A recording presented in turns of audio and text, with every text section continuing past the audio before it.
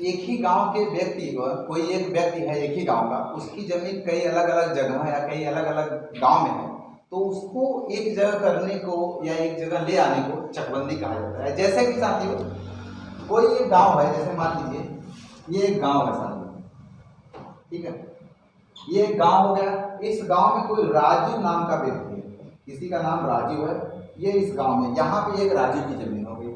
और मान लीजिए ये थोड़ी सी जो एरिया है वो रेसिडेंटल एरिया, रेसिडेंटल यानी कि आवासीय क्षेत्र है। और इस तरफ राजू का जो है, यहाँ पे भी राजू की जमीन है और राजू की जमीन यहाँ पर भी है।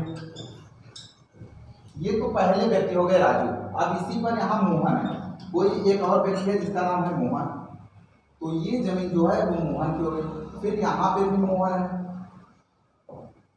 और यहाँ पर भी मोहन है, तो ये दो व्यक्तियों की जमीन है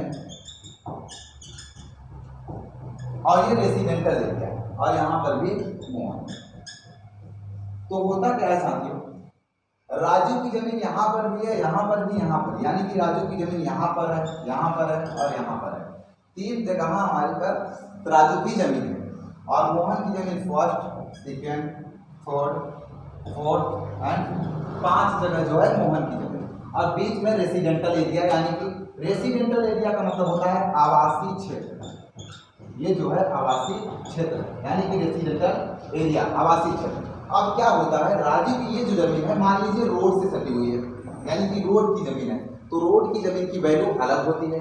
और ये जो जमीन है मान लीजिए खेती उपजाऊ के लायक है, खेती करने के लायक है, तो इसकी वैल्यू यानी कि ये पैसे ये इसकी वैल्यू कम होगी और इसकी वैल्यू ज़्यादा होगी। यहाँ पे राजू की जमीन है, मान लीजिए ये ऊसर है, ऊसर यानी कि कोई भी यहाँ पे कृषि कार्य निश्चित नहीं है, मतलब वो खेती नहीं कर पा रहा, तो इसकी वैल्यू अलग होगी।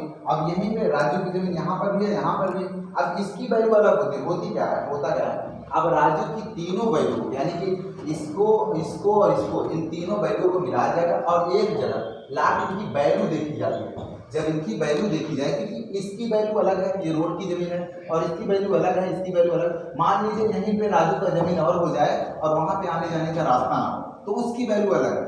तो ये क्या होता है, चारों वैल्यूओं को इकट्ठा किया जाता है, फिर उसकी वैल्यूएशन निकाली जाती है।